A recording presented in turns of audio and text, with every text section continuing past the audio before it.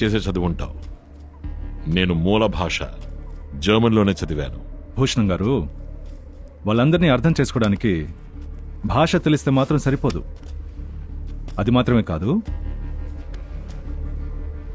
మీకు వివరంగా చెప్పినా అర్థం కాదు. పండూరు గ్రామ ప్రజలందరికీ అన్నీ దొరకాలి.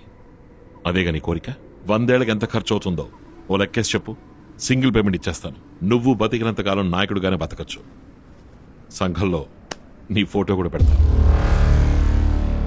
నా ఊళ్ళో నేను బతకడానికి నాకు నీదయ కావాలా?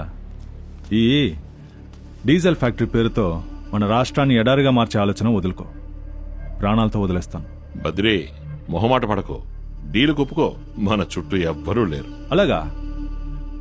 మాజీ ప్రెసిడెంట్, నువ్వు నన్ను చూసి భయపడి నీ చుట్టూ నీ వాళ్ళని సెట్ చేసుకొని నన్ను